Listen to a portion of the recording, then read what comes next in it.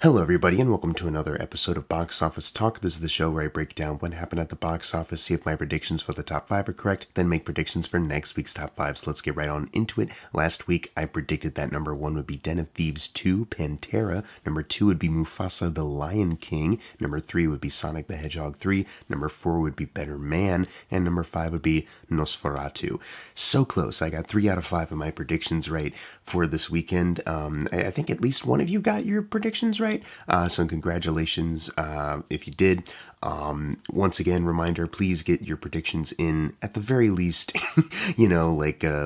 I would even say like before Thursday, like I said, I think repeatedly, maybe even recently, if you do it like at the very last second when I go to check the comments who got it right, sometimes just because judging by the time of day it will say 2 days, because it hasn't hit the whole hour mark where it would be 3 days at that point. So it's like, it's just really better for me, because I don't have like stats on exactly when people post.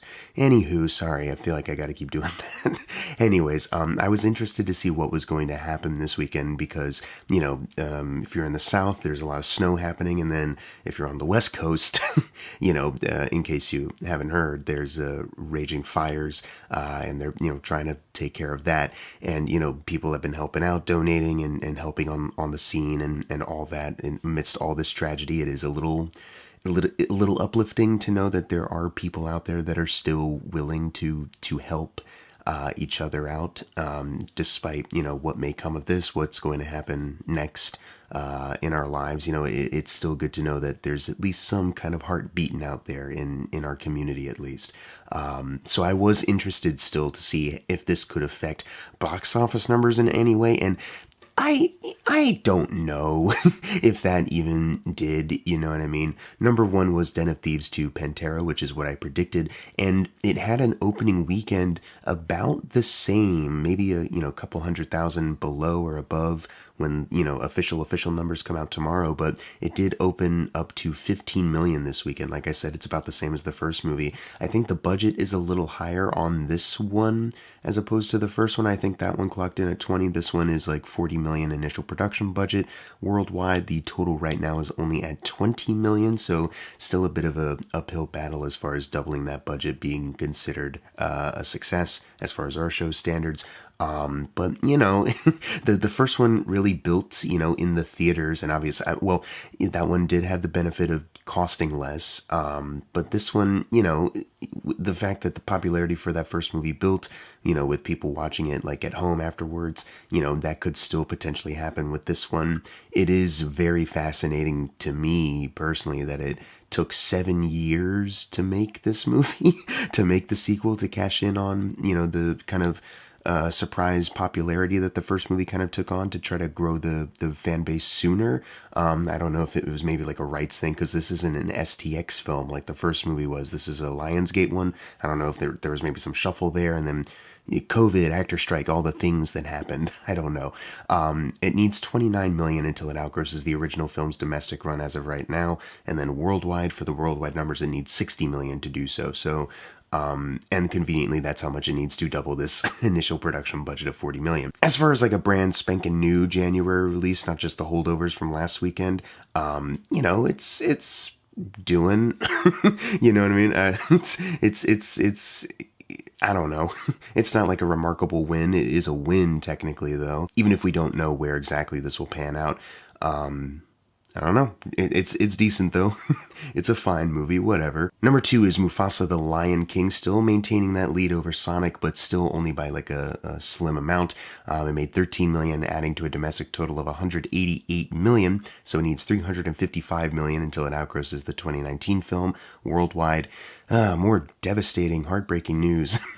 It made 539 million. So not only have they cracked the $500 million point, but they are about 61 million away from tripling their initial production budget of 200 million. As far as the 2019 film, they are still behind that one now by 1.122 billion. So it's not like, as far as like comparing, it's not like they're on the sudden track to get very, very close to that. But I mean, they are looking in the green here as far as like profit. I think I even saw something before recording about how they were going to maybe work on another spin-off in this kind of new continuity they've established. It's like, oh, great, that's awesome. I really fucking love all these bad movies they make. God damn, man. It's kind of baffling to me. Like, when this first opened up, and obviously it had the worldwide totals to back it up compared to Sonic, but at least here in the States, when it was looking like Sonic was the one that families were prioritizing, I was like, this is fucking awesome, because at the very least, it seems like people care about those. Obviously, it's born from, a corporation trying to make money off of this IP they own, but the people that they've assembled to do said thing seem like they, care about you enough to try to make something good and entertaining. Meanwhile, this just, reeks of just like corporate cynicism. You know what I mean? Like, why are we still getting these? But that eventually turned the tide. Obviously, we've discussed how Sonic 3 is probably way more profitable because of the lower budget. But I mean, it doesn't help knowing that this movie is probably doing okay at the end of the day. Let's just move on to something a bit more positive, which is Sonic the Hedgehog 3 making 11 million, adding to a domestic total of 204 million. Domestically, it did outgross Sonic the Hedgehog 2 by 14 million, so it is now the highest grossing one in the Sonic trilogy as of right now. And, because that was the next film it needed to outgross in the domestic runs video game list, it is the second highest grossing domestic run for a video game film of all time. It is behind the Super Mario movie by Illumination by 370 million. So there's no way it has the momentum to get to that number. So it's kind of permanently here at number 2. But that being said, what a great place to be, right? Worldwide, it is sitting at $384 million. So they have tripled the 122 initial production budget by 22 million right now. For the franchise, it still needs 21 million until it outgrosses Sonic the Hedgehog 2. So it's not the highest grossing one for the franchise overall just yet, but it'll probably get there soon enough. For video game lists worldwide runs, it did outgross the first Angry Birds film by 32 million and needs 16 million until it outgrosses Tom Holland's Uncharted. So right now it is inching very closely to the top 5 list for worldwide video game movie runs, and that's just exciting to see, especially since, these Sonic movies are better than an Angry Birds and an Uncharted. So there's that. It's cool to get some good news. Number 4 is Nosferatu, making 6.8 million, adding to a domestic total of 81 million. So for horror films for 2024, it outgrossed Longlegs by 7 million. It's sitting behind Alien Romulus now by 24. So if it has the momentum to get there, we'll see, but it is officially in the top 3 highest grossing horror movie runs of the year. That is fucking awesome. If you ask me, worldwide it is sitting at 135 million. So it outgrossed Longlegs here by 10 million, and it's only 2 million shy of outgrossing Smile 2 and cracking the top 3 for horror films of the year. And once again, just a really exciting development. I love that that's happening for this movie, Once again, just based off of how The Northman did and, how Robert Eggers is as an artist, it's kind of hard to tell, like, is this going to be one that mainstream audiences will go for? It might not, but, it seems like they've made something and marketed it in a way, and it came out at the right time where people are spreading the word and really connecting with it, and that's really cool to me. Number 5 is Moana 2, a movie that isn't cool to me. Making 6.5 million, adding to a domestic total of 434 million. For Disney Animation, it's still behind Frozen 2 by 43 million now. And then for the year 2024, once again, it's still behind something. This one being Wicked by 24 million. Worldwide, it is sitting at 989 million. Crazy to think 11 million away from getting to $1 billion, and that will be happening next week at least. It's still behind Zootopia here for Disney Animation by 36 million. And then for the year 2024, it did outgross Despicable Me 4 by 20 million, so that places it in the top 3 highest grossing worldwide runs of the year 2024. It does get behind Deadpool and Wolverine now by 349 million. Don't think it has the momentum to get there, but it will be joining the $1 billion club soon, so who cares? Who cares about that? And you might be thinking like, oh, well, Wicked and Moana are usually like neck and neck here, but it's interesting. There's a bit of a tie. Box Office Mojo has the movies in a different order and the numbers has it in a different order. But these two movies are currently tied. Wicked and what I'm going to put as number 6, just because it's been number 6 for the past 2 weeks, A Complete Unknown. Still in the number 6 spot, at least for how I'm reporting it here, but tied with Wicked. So we're not going to quite know until tomorrow when official numbers come out. But the fact that they're kind of neck and neck, domestically at least, this movie is holding over solidly enough and kind of gaining a bit more traction. There's still no worldwide numbers to bump it up, so, that 50 to 70 million still looks a little daunting as far as the initial production budget, but, a domestic total right now of 50 million after making 5 million this weekend. I mean, there's got to be something there, you know what I mean? Timmy's about to host the Saturday Night Live that's coming up, and he's going to be the musical guest. Maybe there'll be more people interested then. Maybe, well, even not even then. Maybe right now they're like, well, he must be really committed to this, and I haven't seen the movie yet. Interesting how this one's having the kind of like low scale kind of run that it has. Very interesting. For Mangold, it did outgross Copland by 6 million and Kate and Leopold by 3 million. It's 2 million shy of outgrossing Identity for him. So there you go. It is currently tied with what I'm putting at number 7, Wicked. Once again, also making 5 million, now adding to a domestic total of 458 million. For musical films, it is still behind Frozen 2 here by 19 million. And then for the year 2024, yes, it is still behind Deadpool and Wolverine by 178 million. Moana 2 isn't that close though, so take solace in that, right?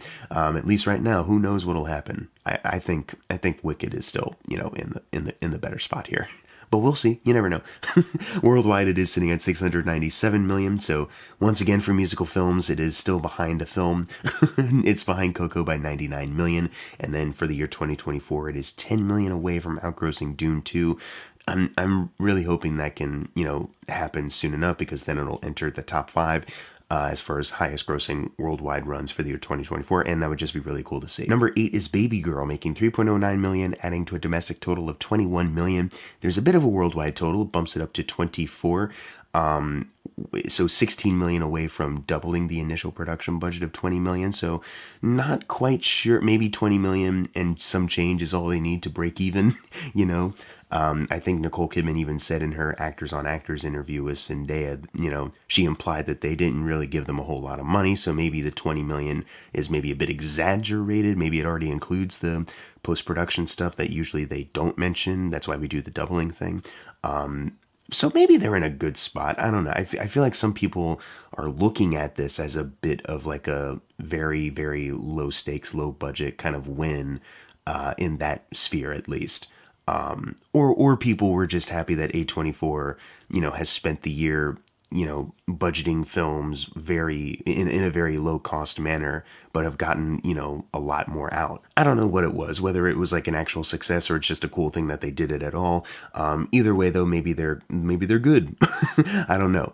And then the bottom two, number 9 is Game Changer, a movie that I saw on the Fandango list a bit too late. So I was like, this surely can't get into the top 10, right? But it did make 2.1 million on a budget of 350 to 400 crore. I feel like I've been seeing like this specific kind of matchup a lot lately, and maybe I'm wrong. Maybe it's just always like lately these crore budgets are like on the higher end, like in this area. I'm not sure.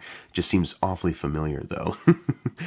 So, good that it broke into the top 10 though. And then number 10 is The Last Showgirl. Originally I was going to finish out the video with my notes for The Brutalist and Gladiator 2, but I did double check with Box Office Mojo, mostly to check on the tie thing with Complete Unknown and Wicked, see if they maybe had a different number. And then I saw these two there. I was like, well shit, I got to put them in.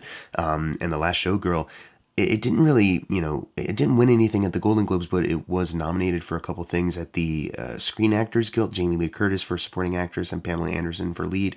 And I think that maybe surprised some people. Not that I'm saying that that's entirely what pushed people to, make the 1.4 million here. It's still a very low number, so it's not like people went out in droves. But I do think, there is still some interest here, and maybe some positive headlines about announcements, paved the way for that. It only adds to a domestic total of 1.5 million, very small percentage. But on the plus side, the production budget is said to be under $2 million.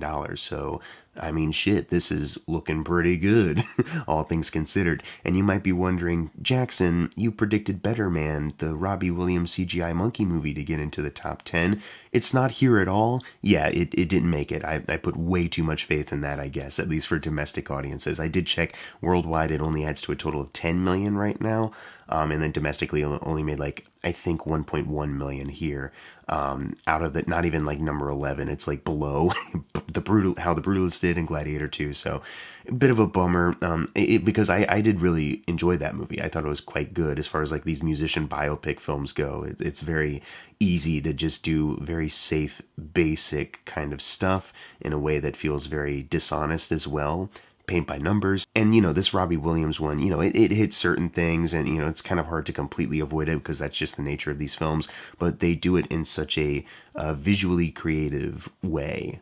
Like there's just some creativity and some like thought kind of put into how they tell this story and how they're analyzing, oh shit, how Robbie Williams is analyzing himself. So it is kind of a bummer that I know it's kind of a weird gimmick, a CGI monkey as the lead, but I was kind of hoping maybe there'd be some morbid curiosity fueling it. Obviously, some people have pointed out, like, not a lot of people know Robbie Williams in the States, is what most people will not say afterwards. He's a big British pop star. A lot of people know him outside of the US, so maybe the worldwide numbers will bump up even more, but obviously a lot of times it's the team effort, other places, and then, US domestic. It's just that thing of like, yeah, even if you don't know who he is, you can always like just be interested in just like a different looking movie than what we normally get. Once again, just tying into the whole thing of, people want original films. They don't want the same old shit, but then they don't go see anything that is actually different or original. Blah, blah, blah. We've already talked about this a lot before. We don't need to delve into it anymore. I just wanted to mention it real quick because I did make my prediction that it would get into the top 5, and it didn't. And I thought it was a good movie, and maybe you should check it out if you can. If you're curious, please follow that curiosity. We need to do that more often. Follow these curiosities and support these artists. Anyways, now it's time for the fun part, the predictions for next week's top 5. I don't think one of them days has a big enough push to get into the top 5. I think that'll open really low. So I think the only new release I'm going to predict is number 1, The Wolfman, new Lee Winnell horror film after The Invisible Man. God, 5 years ago. It took 5 years to make another film, not just in the like Blumhouse Universal monster movies kind of thing that they were kind of promising more of when Invisible Man came out, but for Lee Winnell in general to make another movie, that's crazy. So I'm looking forward to that. Number 2, I think, will be Den of Thieves 2, Pantera. Number 3, Mufasa the Lion King. Number 4, Sonic the Hedgehog 3. And then number 5, Nosferatu. But what are your predictions for next week's top 5? Leave them in the comments below. And as always, thank you guys for watching. Make sure to subscribe. I'm Jackson Fulcher. See you guys next time.